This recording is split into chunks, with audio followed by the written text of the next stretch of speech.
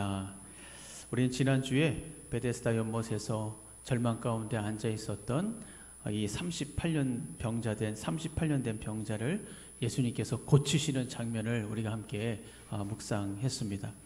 여러분 생각해 보세요. 38년 동안 자리에 누워 있다가 일어나게 됐습니다. 얼마나 기뻤을까요? 정말 기뻤을 거예요. 이리 뛰고 저리 뛰고 춤을 추면서 살아나지 않았겠습니까? 근데 이것은 단순하게 성경에서 이 기사를 말씀해 주시는 것은, 이 사건을 말씀해 주시는 것은 단순하게 병이 나았다가 아닙니다. 거기에는 더 큰 의미를 가지고 있어요. 뭐냐면 저번 주에도 잠깐 말씀드렸지만 이 구약의 종말을 이야기하는 것입니다. 여러분, 구약 성경에서 하나님께서 말씀하시는 게 뭡니까? 우상을 버려라. 그리고 나에게 돌아오라. 너희를 구원할 메시아가 오실 것이다. 메시아를 대망해라. 이것을 말씀하시는 거 아닙니까, 구약이? 그런데 이 이스라엘 종교 지도자들은 이 구약을 가지고 뭘 했습니까? 사람들에게 희망을 주고 소망을 주고 해야 되는데 이 구약을 가지고 오히려 자기 욕심을 채우고 기득권을 차지하고 그리고 권위를 세우는 데 사용했어요. 그래서 생명과 소망과 미래가 담겨져 있는 이 구약을 죽음과 절망과 정죄함으로 바꿔버렸습니다. 그래서 이 구약 종교는 위선, 거짓, 껍데기만 남은 거예요. 그런데 여러분, 이런 상황 속에서 38년 된 병자가 치유가 되고 걷게 되고 살아난 것입니다.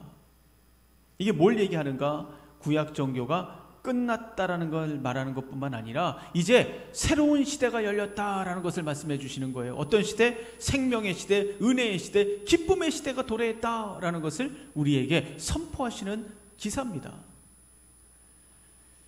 새로운 시대를 열어주시는 주 예수 그리스도를 믿기만 하면 이제 새로운 인생 살 수 있어. 새로운 기쁨 맛볼 수 있어. 새로운 생명의 시대의 주인공이 될 수 있어. 여러분 믿으십니까? 믿으시면 아멘 하시기 바랍니다. 우리를 지배하고 주눅들게 만들고 우리를 꼼짝 못하게 만드는 이 우상들, 이걸 깨뜨리고 주님 앞에 믿음으로 반응하시는 저와 여러분이 되기를 주님의 이름으로 축원합니다. 그러면 새로운 일이 시작이 되는 거예요. 자, 이제 38년 된 병자는 새로운 인생을 맞이하게 됩니다. 아마 그것을 본 많은 사람들이 부러워했을 거예요. 병고침을 받은 이 사람도 더 이상 여한이 없을 겁니다. 그러나 예수님은 여기에서 그치지 않았어요. 생각해 보세요. 만약에 병을 고치는 것으로 끝난다면, 그건 예수님은 우리가 아는 의사들하고 다를 게 뭐가 있습니까? 그냥 의사일 뿐이지. 근데 예수님은요, 여기서 멈추지 않았어요. 이 육신의 병도 우리의 문제지만 더 큰 문제는 뭐냐? 우리가 가지고 있는 영혼의 병입니다. 영혼의 병. 예수님은 그걸 고치시기 위해서 지금 작업을 하고 계시는 거예요.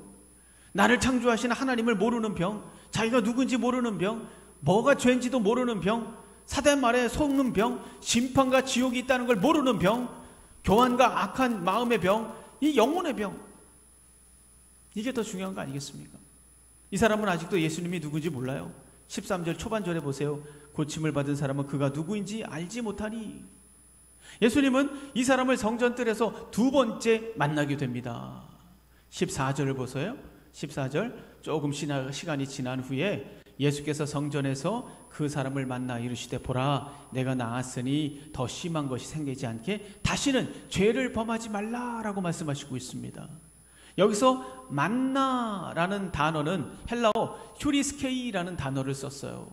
근데 여러분, 이 단어는 3인칭 현재 능동태입니다. 그런 형태를 가지고 있어요. 이런 형태가 말하고 있는 게 뭐냐면 어쩌다가 만난 것이 아니고 예수님께서 의지를 가지고 가셔서 만났다는 뜻이에요. 길 가다가 만난 게 아니라 내가 저 사람을 만나야지. 의지를 가지고 가서 만나신 겁니다. 그런 의미예요. 이제 두 번째 치료를 하는 것이죠. 그 영혼까지 치유하기 위해서 하나님께서 그를 찾아가신 겁니다. 그리고 말씀하시죠. 14절 중반, 보라, 내가 나았으니 더 심한 것이 생기지 않게 다시는 죄를 범하지 말라. 여러분, 우리에게 질병이 생기는 이유는 여러 가지 있을 수 있죠. 환경적인 이유 때문에 우리가 질병이 될 수 있습니다. 또 부모님으로부터 유전적인 어떤 이유 때문에, 또 욥처럼 하나님의 영광을 위해서 하나님의 깊으신 뜻과 섭리 가운데 병이 생길 수 있어요. 또 마지막으로 죄를 지었을 때, 죄를 지은 사람은 그 대가로 병을 얻을 수 있습니다. 아마도 오늘 이 본문에 이 사람은 이것 때문에 병이 든 것 같아요. 그래서 예수님께서 그에게 더 심한 것이 생기지 않도록 죄를 짓지 말라. 지금 뭐 하고 계신 겁니까? 그 사람의 영혼을 치유하고 계신 거예요. 여기서 죄는 윤리적인 죄를 말하는 게 아닙니다. 여기서 죄는 뭘 얘기합니까? 하마르타노라는 단어를 썼어요. 그 말은 뭐냐면 하나님께서 정하신 기준을 말하는 겁니다. 하나님께서 정하신 기준을 범하지 말라라고 말씀하시고 있는 거예요. 그러니까 예수님께서 지금 뭐 하고 있다고요? 영적인 치유를 지금 계속 하시고 계신 거예요. 육신뿐만 아니라 영혼까지. 다시는 죄를 범하지 말라는 그 말 속에는 이미 너는 모든 죄를 용서했다. 용서받았다. 과거의 모든 죄 내가 다 용서했으니 앞으로 죄를 짓지 말라라는 주님의 마음이 거기 담겨져 있는 거 아니겠습니까? 사랑하는 성도 여러분, 겉이 멀쩡하다고 해서 멀쩡한 게 아니잖아요. 뭔가 잘 되고 있다고 해서 멀쩡한 게 아닙니다. 내 자녀가 뭘 잘 나가고 있다고 해서 멀쩡한 게 아니에요. 돈 잘 벌고 있다고 해서 멀쩡한 게 아닙니다. 여러분, 우리 착각하지 말아야 돼요. 겉모습만 보고 이 사람은 건강한 사람이다 판단할 때가 많지 않습니까? 가끔 여러분 보세요. 인기 연예인들이 극단적인 선택을 해가지고 사람들 마음을 얼마나 아프게 합니까? 아니, 저 사람이 왜 저렇게 인기가 많고 돈도 많고 잘생기고 잘 나가는 저 사람이 왜 저런 선택을 했을까? 깜짝 놀랄 때가 한두 번이 아닙니다. 너무 안타까워요. 그러나 그 사람은 그 영혼이 병들어 있었던 거예요. 그제야 사람들이 알았지만, 후회하지만 소용없습니다. 마음이 힘들 때 함께하지 못해서 미안하다. 뭐 바빠서 만나주지 못해서 미안하다. 관심 갖지 못해서 정말 미안하다. 한 번도 손을 잡아주지 못해서 미안하다. 아무리 후회해도 이미 늦었죠. 제가 아는 어떤 집사님이 계시는데 이분이 형사세요. 형사. 네, 형사신데 이 믿음이 상당히 좋으세요. 헌신도 많이 하시고. 근데 하루는 자기 후배 형사가 형님, 저 교회 좀 가고 싶어요. 이렇게 얘기했다는 거예요. 그래서 이분이 너무 좋아해가지고, 그래, 그러면 우리 언제 그날 요번 주 주일날 우리 같이 교회를 가자 이렇게 약속을 했답니다. 그런데 너무 좋아가지고 그렇게 약속을 했는데 갑자기 무슨 일이 생긴 거예요, 이 집사님이. 그래가지고 어쩔 수 없이 피치 모텔 사정 때문에 그 친구한테, 그 후배한테 내가 무슨 일이 생겼으니까 다음에 가자 이렇게 약속을 했대요. 그런데 그 주에 그분이, 그 주일 지나고 그 주에 그분이 극단적인 선택을 했다는 거예요. 얼마나 마음이 힘들었겠습니까, 이 집사님이. 만약에 그 주에 교회를 함께 갔다면, 함께 예배했다면, 함께 식사했다면, 함께 하나님을 만났다면, 그렇게 말씀하시면서 가슴을 치시는 것을 봤어요.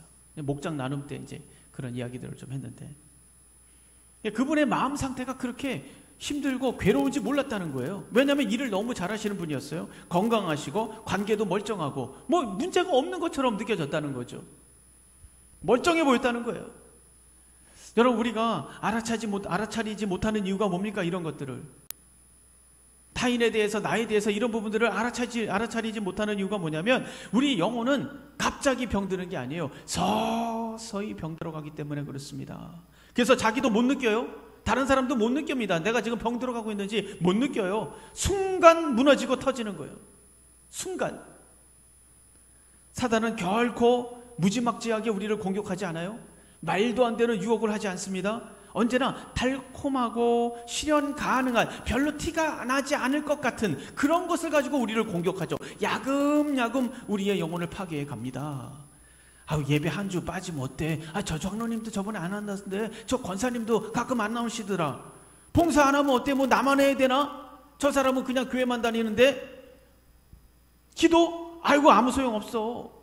목장은 무슨 목장이야. 바빠 죽겠는데 우리가 무슨 소야? 목장은 무슨 목장이야. 막 이러면서 마치 이 바쁜 세상에서 나를 이해해주는 착한 천사처럼 가장해가지고 우리를 유혹하는 거예요. 그리고 공격하는 것이죠.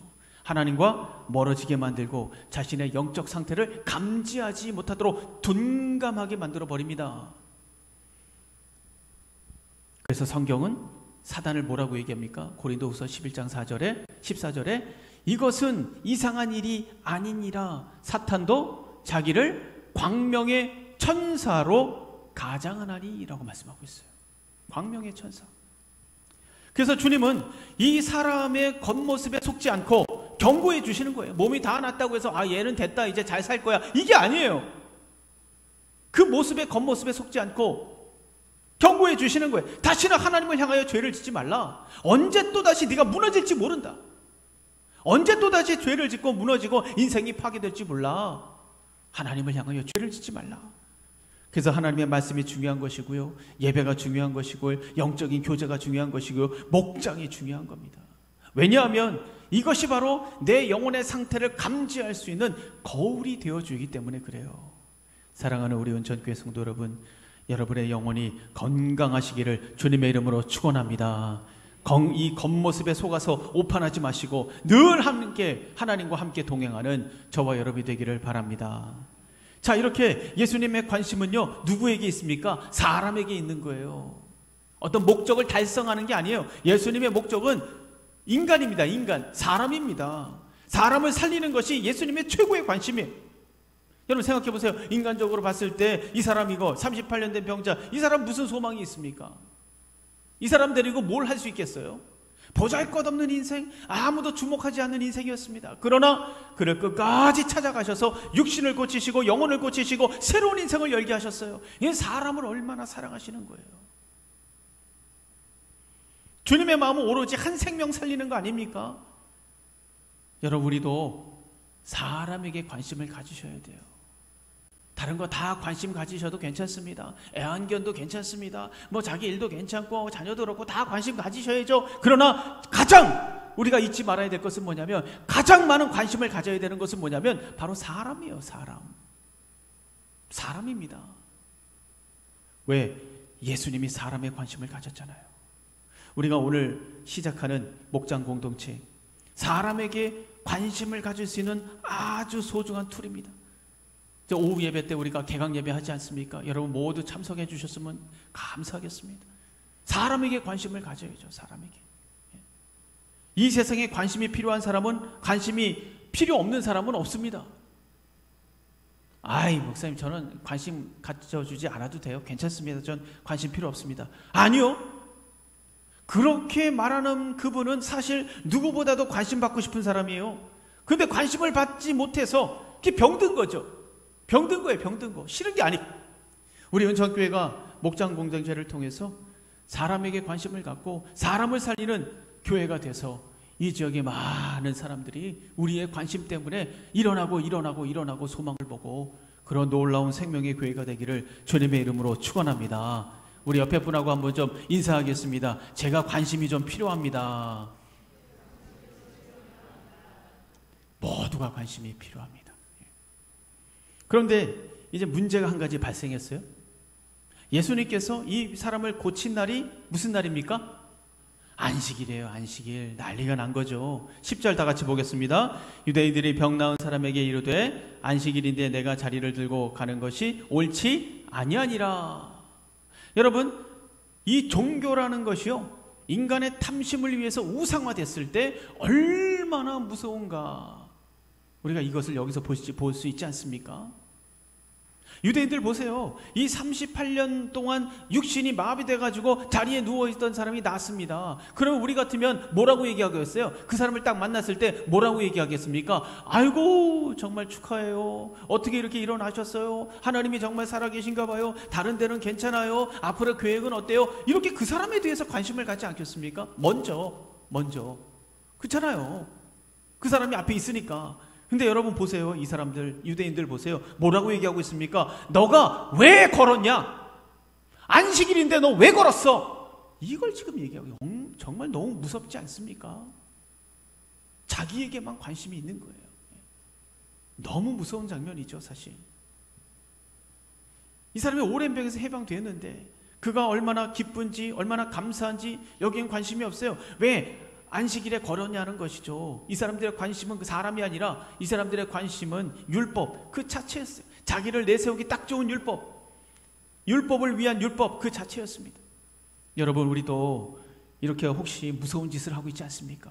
자기만 아는, 자기만 생각하는 그런 무서운 짓을 하고 있지 않습니까? 생각해 보세요.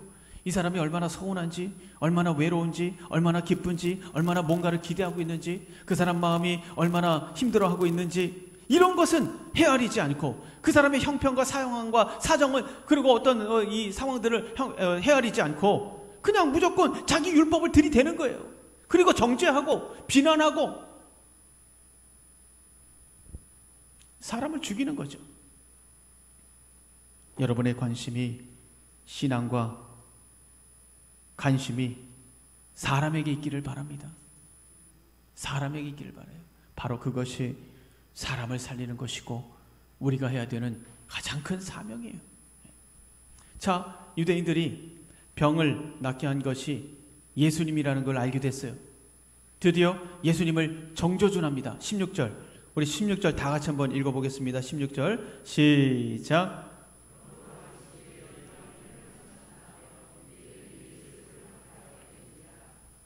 근데 여러분, 이 안식일은 누구를 위해 있는 겁니까?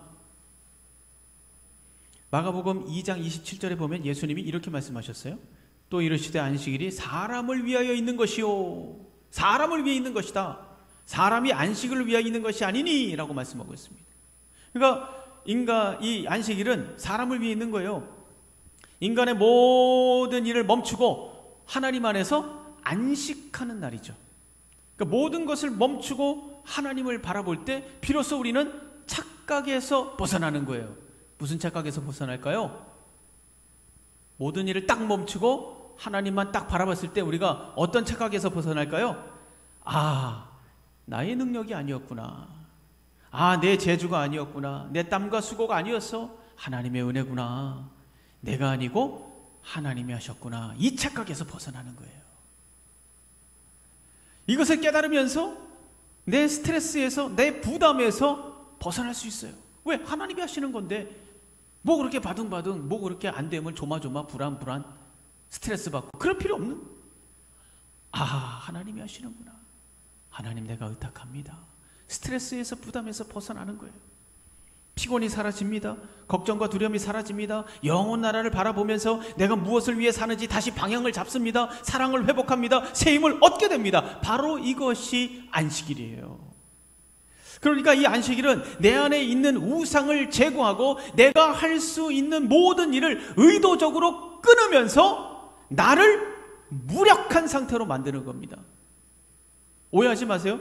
나를 무기력한 상태로 만들어버리는 거예요. 무슨 말인지, 무슨 의미인지 아시죠?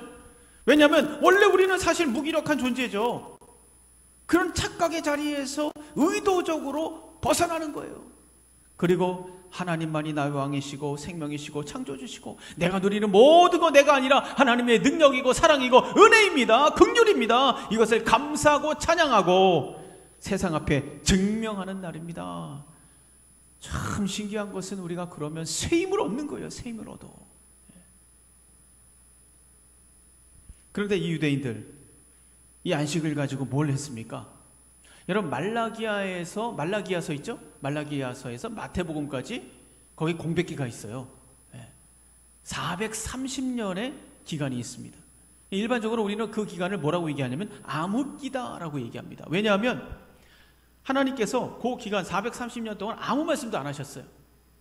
선지자도 없어요. 세례 요한 올 때까지 선지자도 없습니다.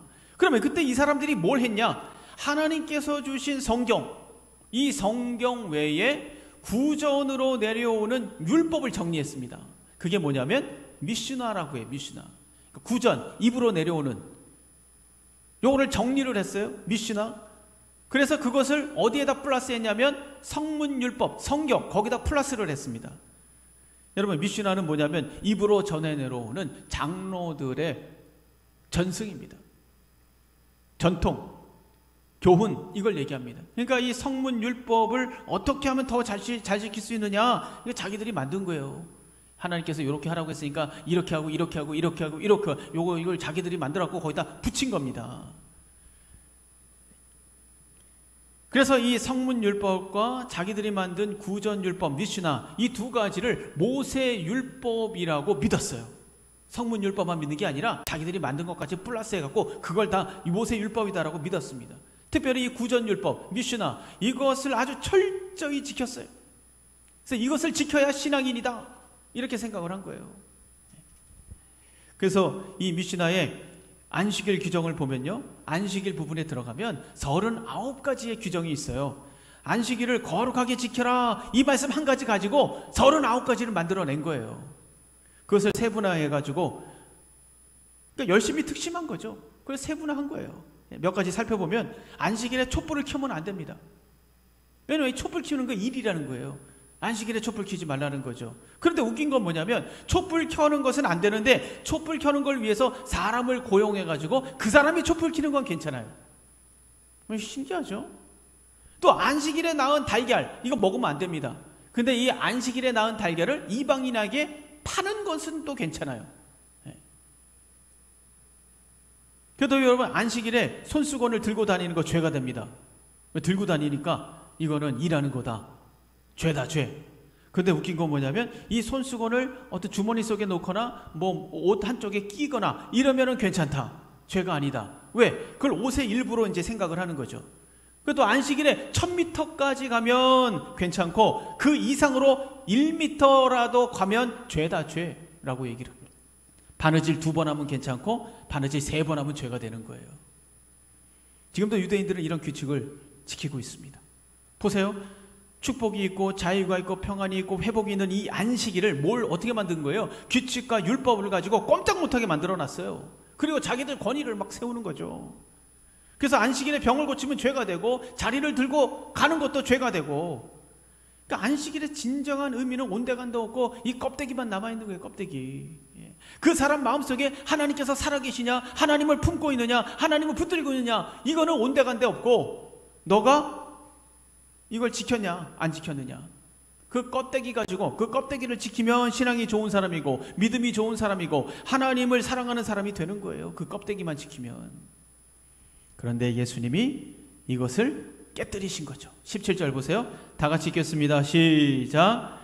예수께서 그들에게 이르시되 내 아버지께서 이제까지 일하시니 나도 일한다 하시매. 여러분, 하나님은 일을 멈추지 않습니다. 하나님은 일을 멈추지 않아요. 천지를 창조하시고 7째 날 쉬셨다라는 말은 무슨 말입니까? 6일 동안 천지를 창조하시고 7째 날 쉬는 것으로 창조를 마치셨다라는 걸 얘기하는 거지, 하나님께서 창조하신 후에 7째 날 퇴근하신 게 아니에요. 여러분, 하나님이 퇴근하시면 큰일 납니다. 큰일 나. 이 세상 망합니다. 예. 여러분 생각해 보세요. 이 자연 만물이 10분만 멈춰도 우린 다 죽어요.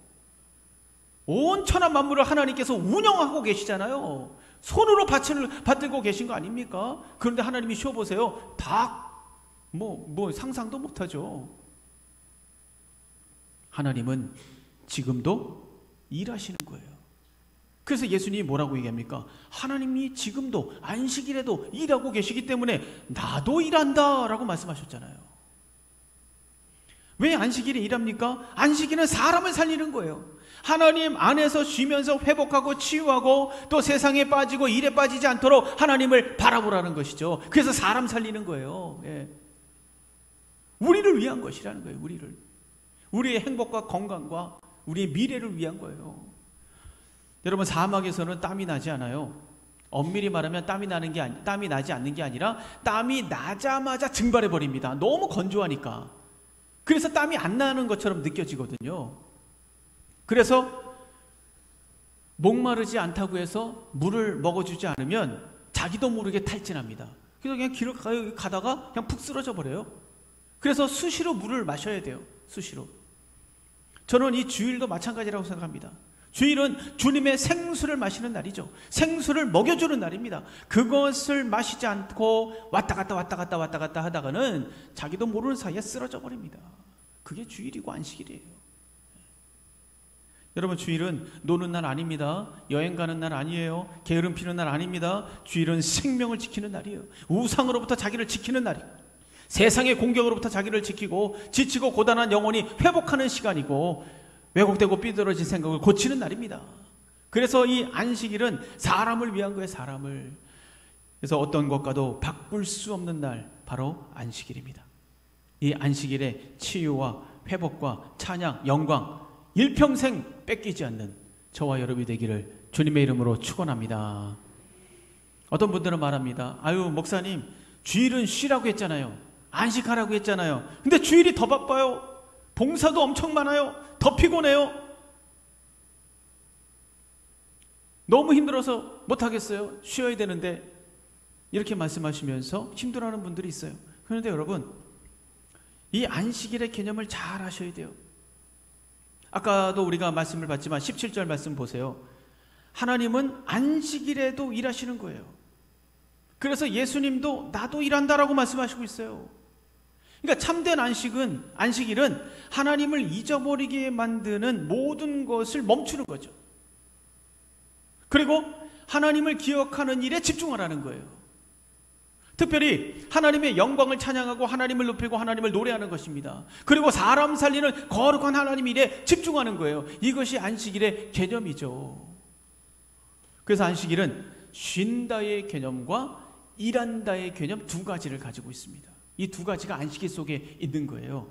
쉰다라는 것은 뭡니까? 하나님을 잊어버리게 만드는 모든 일을 멈추는 겁니다. 쉬는 거예요. 스탑하는 거예요.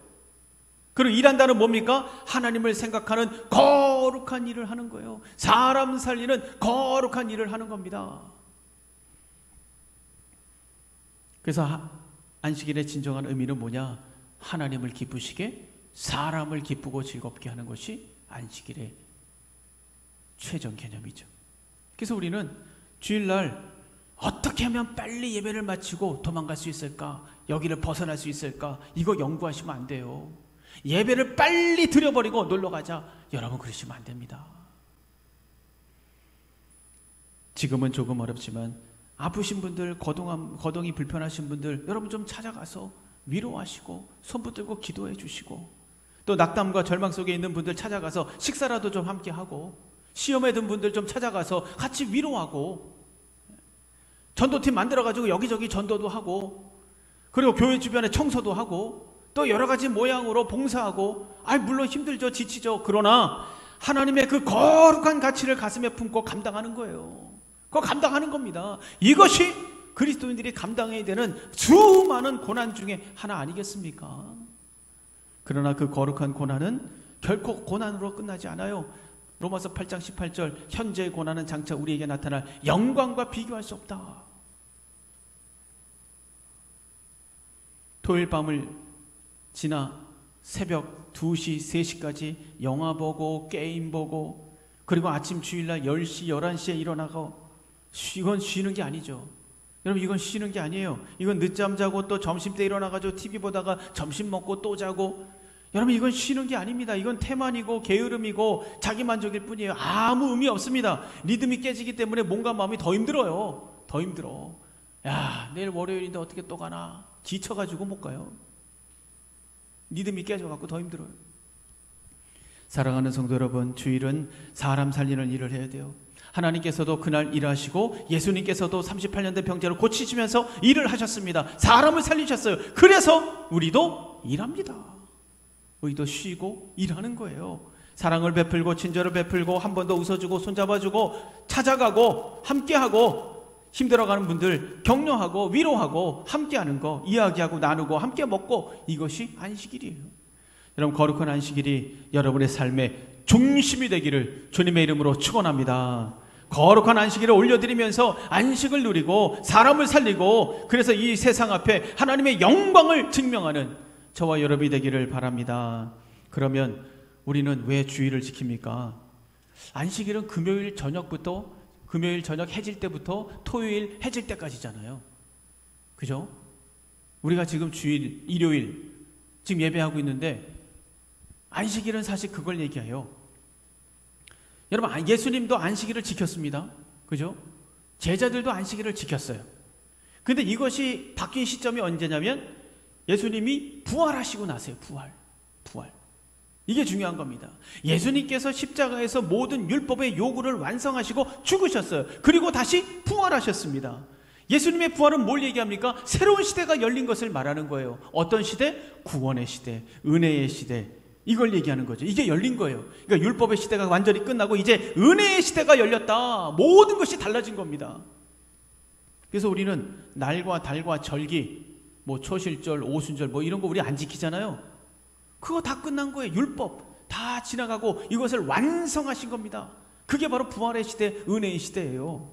그래서 이 초대교회 성도들은 예수님께서 부활하신 한 주의 첫째 날을 주의 날로 정하고 그날 모였습니다.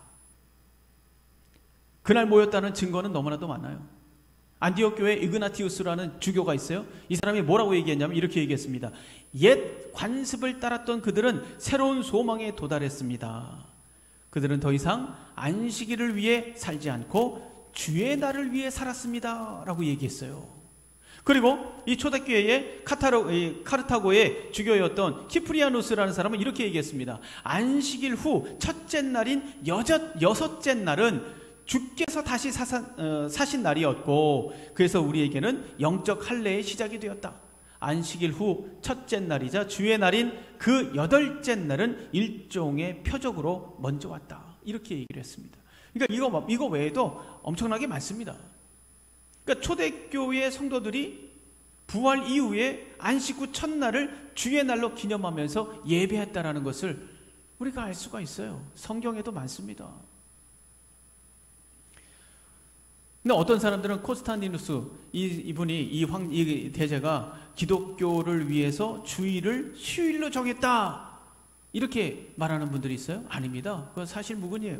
아무 관련이 없어요. 그 이전에 이미 기독교인들은 일요일을 주일로 예배하고 있었어요. 이미. 근데 마침 잘 된 거죠. 기독교를 위해서 그런 게 아니고 태양신 거기에 관련해서 이것을 바꿨다라는 역사적인 고증 문서들이 많습니다. 여러분, 주일은 예수님께서 부활하신 날이에요. 구원의 시대가 열리고 은혜의 시대가 열리고 용서와 치유와 회복이 임하신 날입니다. 이 모든 것은 인간을 사랑하시는, 우리를 사랑하시는 하나님의 은혜예요. 거룩한 주일을 지키며 하나님을 기쁘시게 하고 사람을 살리고 이 세상 앞에 하나님의 영광을 증명하는 저와 여러분이 되기를 바랍니다. 자, 이렇게 주님은 우리를 너무 사랑하시죠. 모든 관심이 다 사람에게 있어요. 38년 된 병자처럼 실패한 인생을 살고 있어도, 또 허무한 인생을 살고 있어도 주님의 마음은, 우리를 바라보는 주님의 마음은 동일합니다. 그것이 안식일 속에 잘 나타나 있잖아요. 사람을 위한 거, 사람을. 오로지 사람이에요. 오로지 납니다. 주님의 관심은. 주님의 이 놀라운 사랑이 오늘 여러분에게 힘이 되고 능력이 되고 미래가 되기를 주님의 이름으로 축원합니다.